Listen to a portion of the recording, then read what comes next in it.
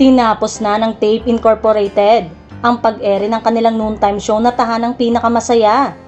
Sa pagitan ng isang statement, kinumpirma ng Tape na hanggang ngayon araw na lamang, March 7, 2024, sa ere ang noontime show. Tumagal lamang ng 8 buwan sa ere ang Tahanang Pinakamasaya. Pahayag ng Tape, buong puso naming ipinapaalam sa aming televiewers na ang aming noontime show na Tahanang Pinakamasaya sa Kapuso Network, ang GMA 7, ay hindi na mapapanood simula March 8, 2024. Ang Tape Incorporated ay nagpaabot ng matinding pasasalamat sa home network na GMA 7 para sa isang mahaba at mabuwang samahan.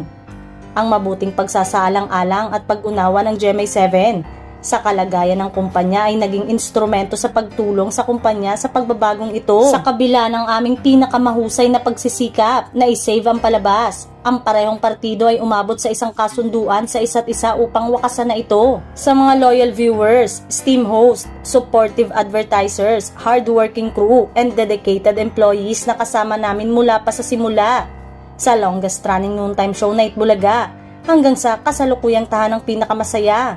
Ang aming taos-pusong salamat at maasahin sa mabuting magkita tayong muli.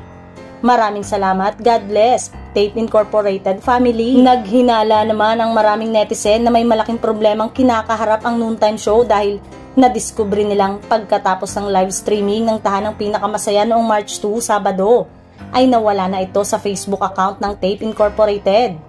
Dito na nagsulputan ng espekulasyong baka mawala na ito sa ere matapos mapabalitang may utang di umano ang Tape sa GMA na umabot ng 800 million pesos. Simula noong Lunes, March 4 hanggang ngayong Webes, March 7, replay na ang mapapanood sa timeslot nito.